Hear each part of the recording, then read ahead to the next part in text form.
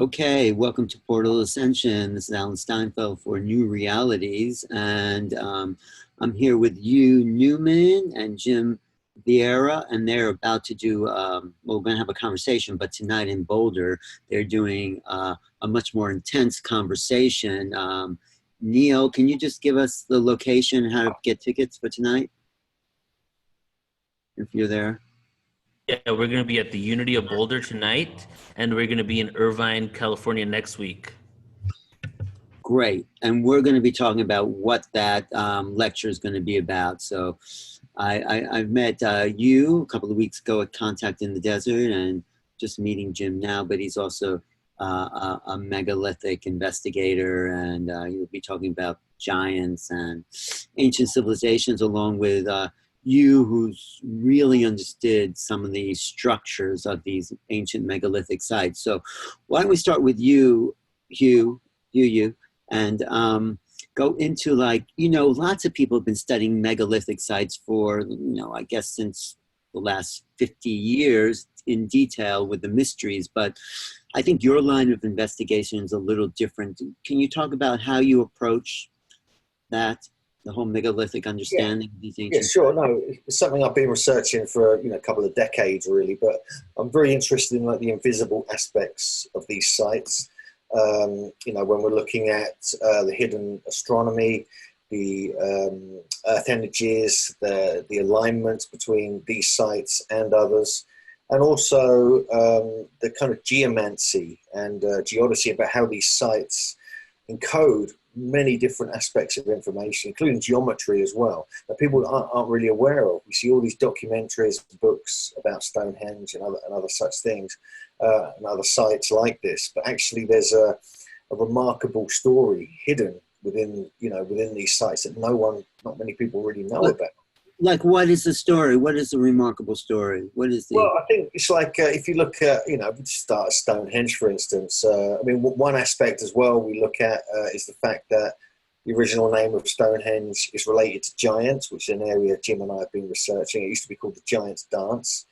And so that, I find that kind of intriguing in itself, because they found 9-foot and 14-foot skeletons in the immediate area several hundred years ago. There's also alignments between Stonehenge and other sites in the country that form these great Pythagorean triangles across the landscape, thousands of years before Pythagoras was born. There's also earth energies there that have been detected scientifically by researchers such as John Burke, and found that it's like manipulating the natural earth energy currents to create this fertilizing and consciousness shifting energy. And the geometry in it is remarkable, as well as the ancient measurement systems that have been found there. And not many people realize this, but there's multiple different cultures, measurement systems encoded within Stonehenge, from the Egyptians to the ancient British to other parts of Europe, even Sumerian measurements, which people aren't aware of. To me, this is utterly compelling, suggesting it was like an international temple created. And it's unique as well. It's the style of it, with the lintels around the top, the perfect circle, with the inner horseshoe ring of blue stones that came from Wales, do suggest this is an extremely important site. But there are 1,000 recorded stone circles in Britain. But wow. All over the world, though, we're finding remarkable megalithic sites with very sophisticated technologies having created them. So there's a real world of megaliths to explore. Great. Well, let me talk to Jim for a second and talk about, who these people were. And if you say they're giants, where are they from, and what happened to them? Who were these people? That's a good question. I engage in a comparative analysis of a variety of sources to try to distill the similarities in these clues about the past. So I study Edgar Cayce, Rudolf Steiner, Madame Blavatsky, the Rosicrucians, Freemasons, oral traditions around the planet, and science with historical records, and Plato as well, and the great chroniclers. And essentially, they all say the same thing. They say Atlantis was a reality. It existed in the middle of the Atlantic.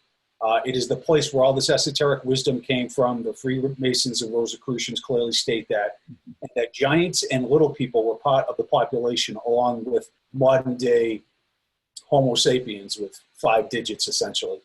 And that after a great cataclysm 13,000 years ago, which has recently been verified by science, the Younger Dryas impact theory, that there was this dispersion of these sophisticated people all around the world.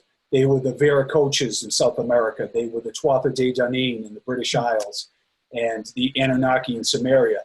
And what is striking is that they are portrayed as giants. There are historical accounts that we've unearthed and other researchers that specifically note the anatomic enormous nature of some of these finds.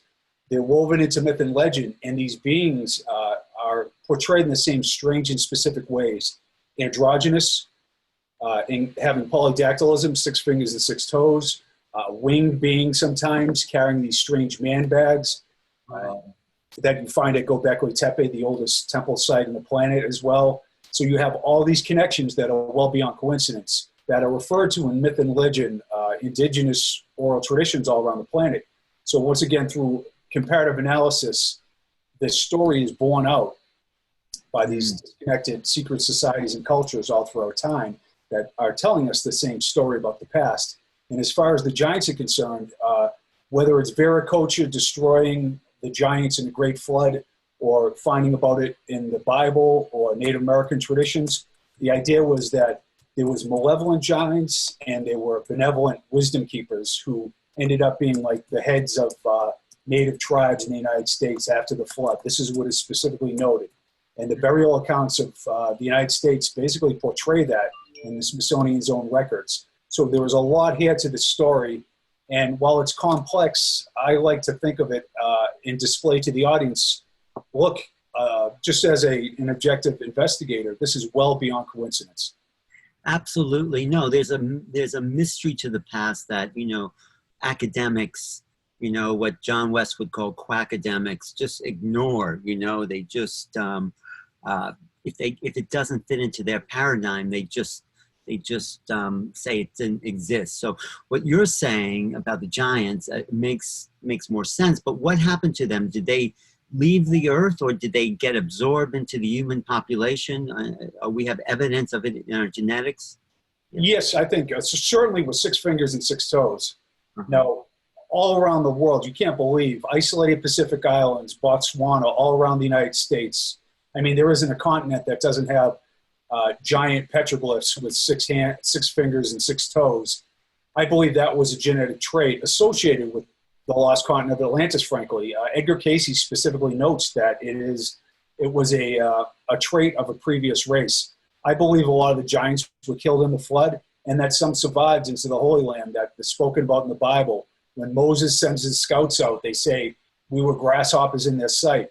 And, I view science, I have friends who are academics, I try to look at it objectively, but it operates like an atheistic cult. There's no metaphysical impulse. There's no inclusion of the spiritual. And I think that's where the alchemical magic of the past came together to create these amazing megalithic sites in much saner civilizations than we have today.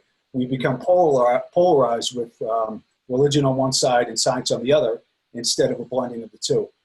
Well, this goes on along with what you is talking about as far as whoever created these sites obviously had maybe a greater intelligence or were more active in their intelligence. So because they were giants, they had bigger brains. Was that those bigger brains have a bigger capacity to understand our place in the cosmos, perhaps? I mean, I'll quickly say Edgar Cayce specifically noted that the megalithic sites in Peru and Bolivia were built by Atlantean colonists well over 12,000 years ago. And they used light and sound and levitation to build those. And being a stonemason and engineer, when I see these sites, it looks like the stone was softened. And that actually is a probable reality, or it's plausible at least. It sounds far-fetched. But Cayce talks about many of the sites around the planet being built with a technology that existed in Atlantis that was destroyed 13,000 years ago. And more evidence is starting to, point to that as a reality. And it's still denigrated in academic circles, but I personally believe that is the case.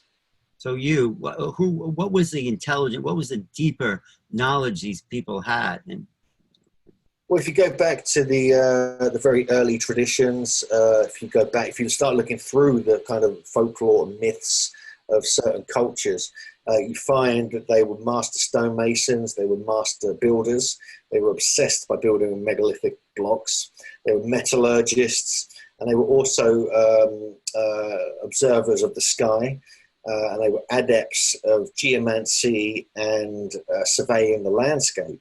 And these are all the things that I've been studying for years, and I came to realize that this is what the giant traditions are all about. If you go back to the time of the Bible, you go back to the very early traditions, go back to the time of the Watchers, the Anunnaki, you go back to what they were talking about and what they were teaching. And it's all the same kinds of things. And they were very, very advanced cultures in a very distant past. And we have evidence of their presence, possibly at sites like Göbekli Tepe in southeast Turkey, where we have a highly sophisticated stone circle with remarkable carvings or 3D carvings that suggest an advanced civilization that no one knows who they were or where they came from. But actually, they probably were linked with these ancient giants from the Bible, which has very deep truths within it. It's not just all made up stuff. And we're not religious, we're not into that kind of thing, but we look at these ancient scriptures with an open mind, and we find evidence there, matter-of-fact stories, talking about these particular people and the skill sets they have. And we know these skill sets are real because we find that within the sites when you start decoding them, not just in Göbekli Tepe, but all the way around the planet.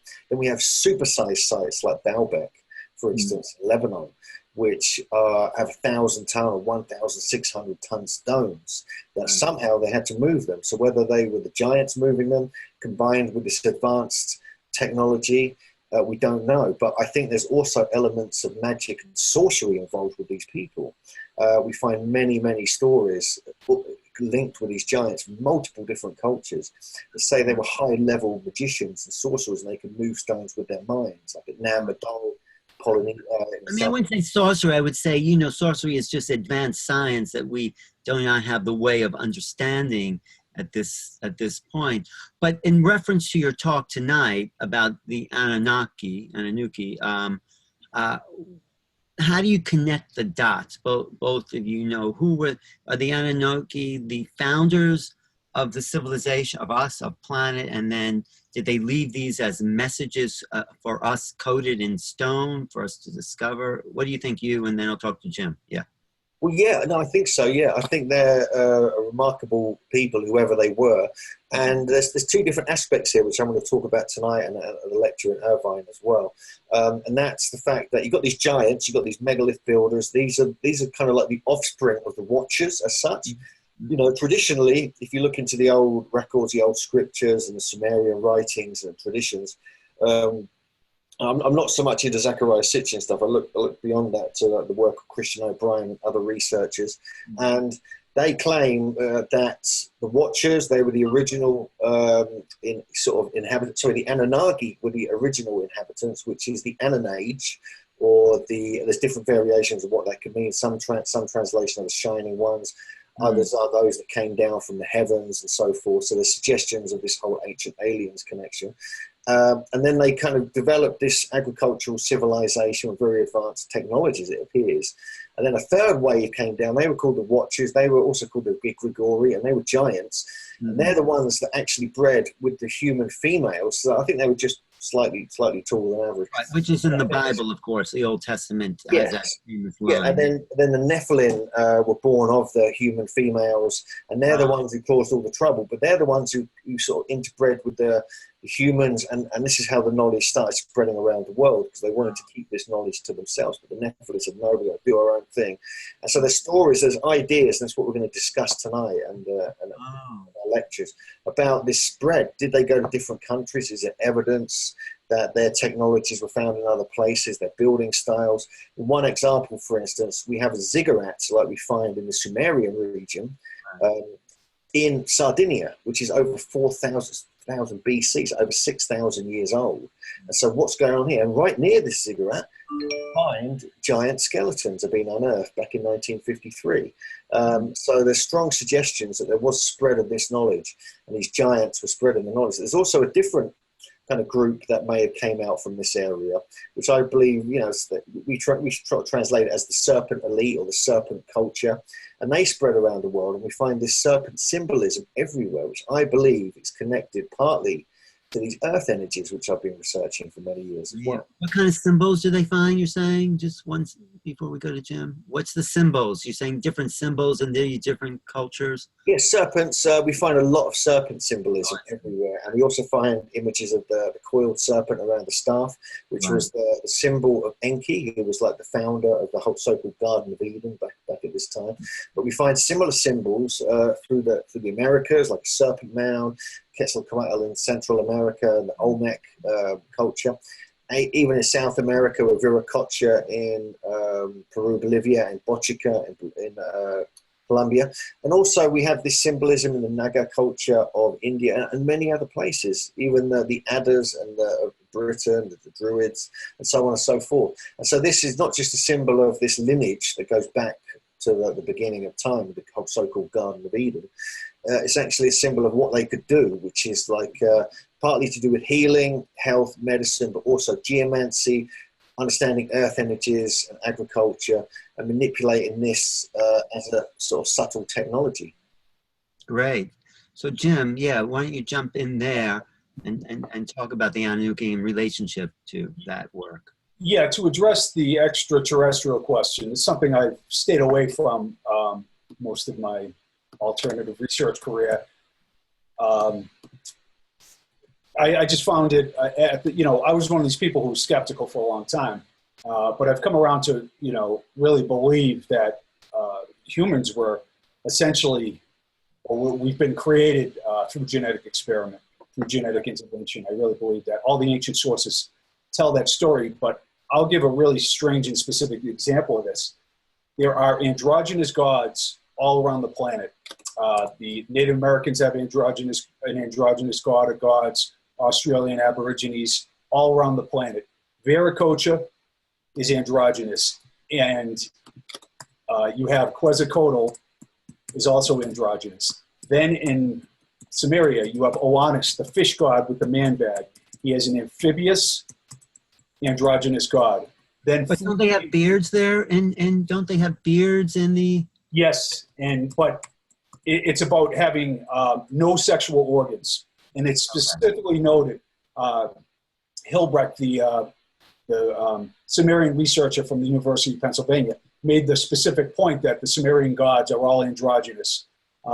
And there's all this literature. There's no academic denial of the fact that they were claimed to be androgynous. I know what you're asking, though. Then you have Dagon, who has a beard and breasts, who is portrayed as androgynous. Then Fu Xi shows up in China, this great culture hero. He teaches the I Ching, advanced mathematics, and geometry, just like Oannes. And he is an androgynous fish god, a coiled fish with a male and a female head represented on ancient Chinese tombs. And then the Dogon people from Mali, Africa, the Nomo are androgynous, amphibious gods, and they specifically know the Ogamateli, the wisdom keeper of the Dogon people in the 30s, was interviewed by a pair of French anthropologists for many years, and he specifically notes that they came from the Sirius star system, these androgynous, amphibious... Well, what's the purpose of this androgyny? Why are you emphasizing that? Plato even talks about androgyny too as our original state before we devolved into male and female, and part of the characteristics of these amphibious beings who showed up. I have a boatload of images that show this, that it's like clearly a fish god who is portrayed as androgynous, showing up and teaching advanced geometry and mathematics associated with this lost world or extraterrestrial intervention, along with the Anunnaki. So that specific characterization of these beings, to me, is really striking. From Peru and Mesoamerica all the way to Sumeria and China. You have Enki and Enlil brothers, and Inanna, who's the goddess. You have some, different genders there in some of those gods as well. Yes, they're portrayed outwardly as male or female sometimes, and they are specifically noted to have no sexual organs. I know that sounds like a freak show, but Edgar Casey says this specifically. Casey jumps on board. The Rosicrucians, Freemasons, Rudolf Steiner, Madame Blavatsky all talk about androgyny as our first state in Atlantis. So what are you saying? These were beings that were the primordial initiators of humanity, and then we were split from those genetics into male and female? Is that so? It goes back before humans were divided into gender. Is this what you're saying? Absolutely. Even Plato says, Aristophanes talks about when Zeus split the male and the female. Two-back creature, he called it. Yes, and they talk about, all these sources talk about strange hybrids as well that I'll touch upon, but we devolved into a male-female orientation that some would say kind of keeps us stuck, enmeshed in matter, and is a reduced state, compared to our kind of metaphysical or spiritual reality. So if these beings were androgynous, giants, some of them, then they were the creators of our civilization, like you're saying. But what can we learn from that now? How do we take the information both of you guys are, talking about, and because it's very exciting, but what do we do with it? How do we learn? I'll quickly say that what's interesting to me is I study a lot of, Edgar Cayce, a lot of metaphysics, Ramana Maharshi, Buddha, Lao Tzu, non-dualism, and the spiritual teachings of all these sources are the same as well. Cayce would say the law of one went back to Atlantis, but the holographic nature of reality, all the stuff that quantum mechanics is verifying now, the temporary nature of the body, but the eternal nature of the soul, that the Druids specifically talked about reincarnation and were connected to the lost realm of Atlantis. I just feel like this ancient spiritual knowledge was spread across the world, and you see it in the God Self icon, like the beings holding the two staffs that Richard Casaro writes about. I just find personally it's a roadmap to undo my misperceptions, to not over-identify with the secondary manifestation that the movie character that I'm playing right now. And I feel like there's something in it about quantum forgiveness, how to treat people, and how not to separate beings, and basically heal your own mind, because it's all one mind anyways, and it's all holographic. So that's my take. I know it might be a little extreme, but... No, I like that. I have something to add to that, but let's hear you first. Yeah, what do you think? We're here to learn from all these ancient megalithic sites. I think we're here to learn to get into the minds of our ancestors and the way they created them, because these are designed in stone. They're designed to last. We've got the pyramids, for instance. There's no way that's getting knocked down. It's difficult to knock down a stone circle, and I haven't tried that. But this is all the hidden aspects of it, you see. So you've got advanced geometry, you've got very sophisticated mathematical formulas, you've got measurement systems, which could be codes, it could be a mathematical language. You've got these earth energies, you've got these alignments, you've got these consciousness shifting energies which are present in these sites. And I believe they designed these with this high level of wisdom and knowledge in them, because they knew in the future, kind of where we're at now potentially, or earlier, we're going to lose that. We're going to lose that level of consciousness, lose that intelligence and higher level of sophistication. And the only way we can make sure it maintains its presence on Earth is if we build these sites. People are going to keep going back to them, and it's going to stimulate them into this higher level again. And I think it's also to do with these sites are also creating an enchantment across the entire landscape, possibly the whole world. Looking at it from ancient... An enchantment, you said? What's an enchantment? What do you mean by that? An enchantment. It's what John Michel, who's my mentor, is one of the early writers on the Earth Mysteries. His idea, which I support and I promote, is the idea that all these sites were like markers on a grid, like acupuncture points across the planet, across the countries, across local areas, to create, manipulate and work with the natural Earth energies and the cosmic energies coming down, to create this enchanted environment that we all live in. It's almost like a golden age they once had, when all these sites were functioning as they should have been. And so we're like returning. Suddenly we're relearning and decoding and trying to, only just now in this era, in our lifetimes, understanding what these sites are all about. They've been there for thousands of years. It's only in the mid-1900s that people were starting to question, or early 1900s, about archaeoastronomy. And it's only today it's accepted, even by academia. And so, Yeah. that's just the astronomical side of it. And Right. so, you're looking at advanced astronomical observatories that a few hundred years ago people had no idea about. So we've been through this, this ancient golden age, and it seems like we're coming back to this point of understanding and awareness.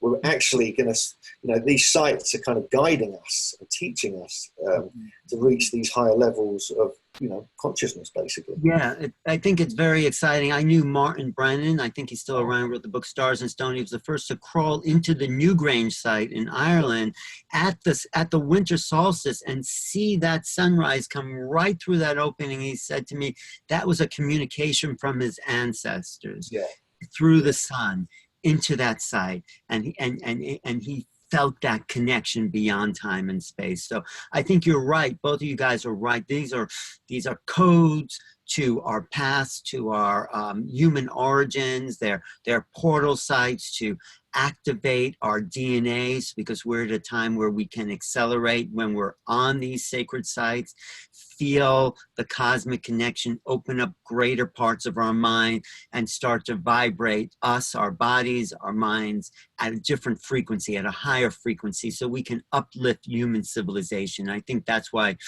both your work is so important, to come back and understand and integrate the past. I mean, it's more exciting than aliens in a way. It's probably because it is. Yeah, it's like, we know there's life. That's all the universe does, is kick out life. Right. It's what is behind that, though. It's just like a interesting story, and it's a dead end eventually if there's nothing behind it.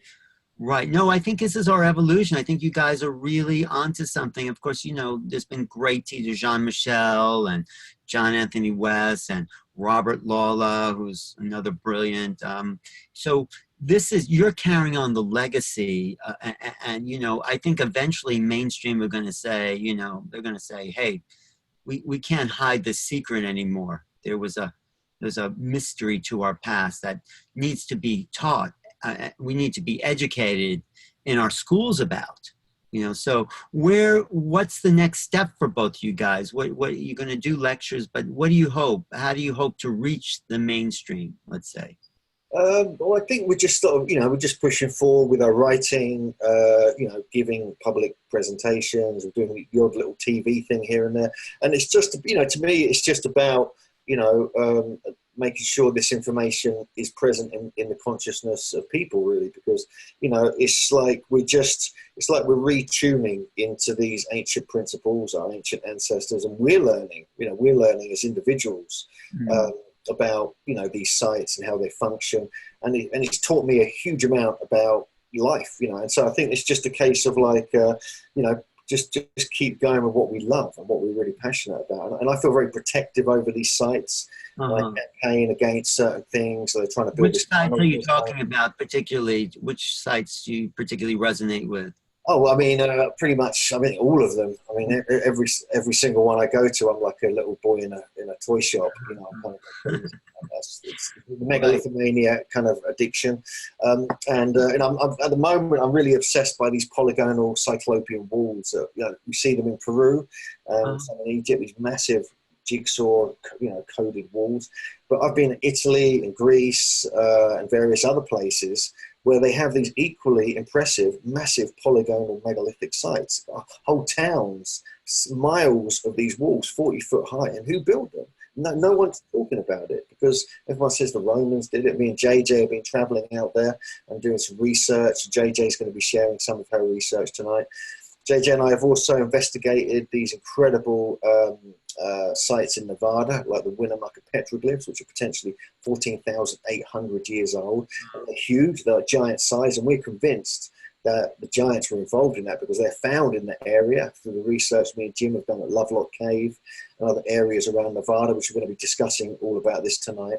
And JJ's found some amazing connections between Winnemucca and some other areas on the planet, which we're going to reveal later. But one other thing I've got to mention is that we've got this exclusive we're going to be sharing tonight. And this is a guy we met. We can't give any details about him right now, but he has got some giant fragments of a skull and bones that were found in California. And we may have evidence of a potentially 10 to 12 foot tall giant first time. And this is like, and the useful thing is, it's been classed by archaeologists as an animal bone or a bear skull fragment or something. So we can actually like have a look at this and hopefully get some tests done. Wow. So this is amazing. So, you know, people have kept asking, where are the bones? We want proof. Apparently we now have it, and there's more coming. We're talking to other people.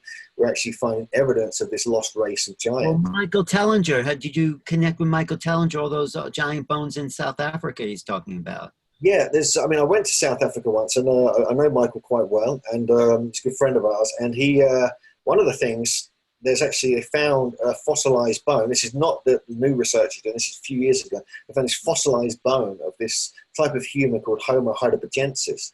And this bone was twice the size of a normal human being. What Michael's now finding is ridiculously large-sized fossilized hearts and fragments of bones and other such things. That's not what we're going to be discussing. We're going to be, you know, focusing on what, you know, the stuff we've been discovering ourselves. I know Michael's doing a tour. Neil's involved in the organization of that, so we recommend people check out his stuff as well. Yes.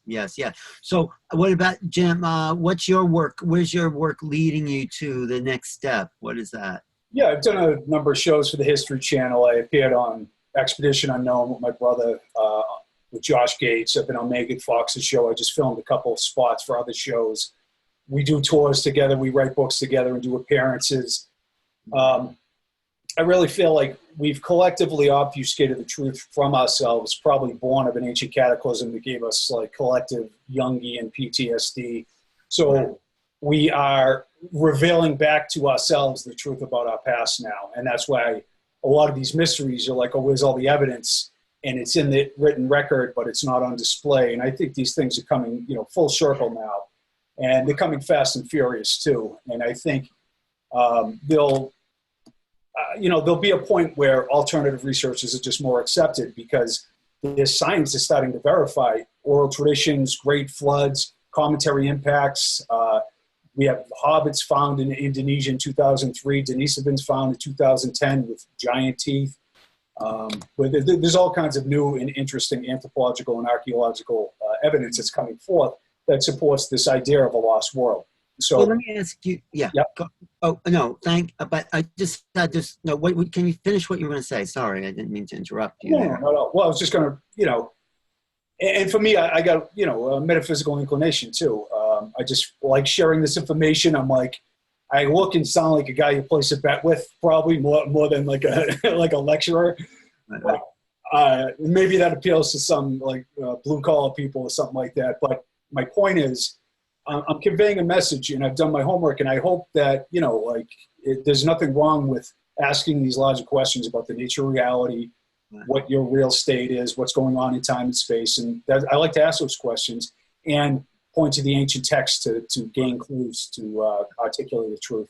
I'm just curious, what was that moment for you? Because you came from mainstream where you said, oh my God, there's something really happening here. You know, you found the evidence and, you know, it doesn't always integrate. But then there's a moment where, for me, it's like, this stuff is real. Do you remember that moment where you switched from, what was that moment for you?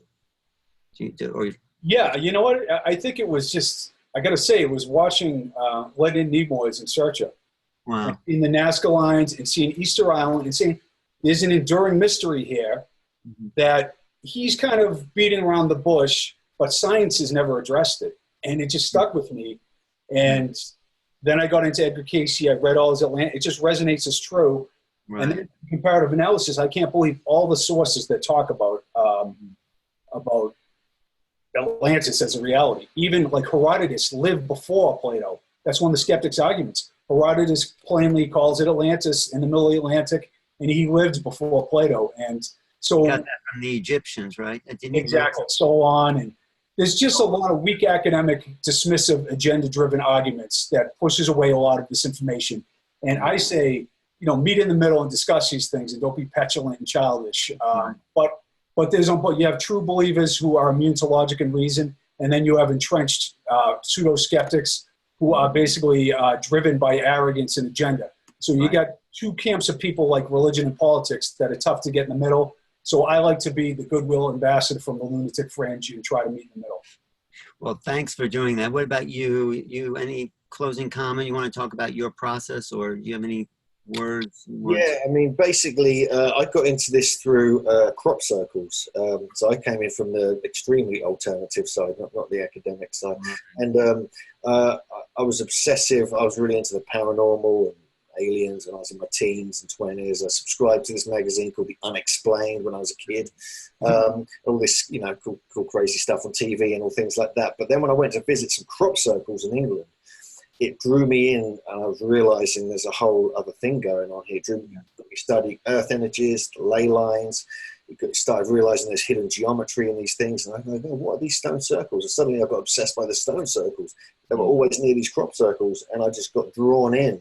And it's almost like if there hadn't been if I hadn't visited those crop circles, I never would have got into any of this stuff. And it seems to be a trigger for many people. It's almost like a message coming down, possibly from ourselves, from the future, or from our subconscious, or something. I love the crop circles too. I've been to England twice to visit. Yeah, it's a very bizarre subject. I mean, many of them are now hoaxed, man-made. There's a lot of debate about all this, but there are, you know, it's been going on for hundreds of years. And actually, at Contact in the Desert last year, I gave this 2-hour workshop about the prehistory of crop circles, because it's a fascinating subject that goes way, way back. And because of this, there's actually a sequence, like a timeline of knowledge that actually is encoded within these circles through time and through geometry.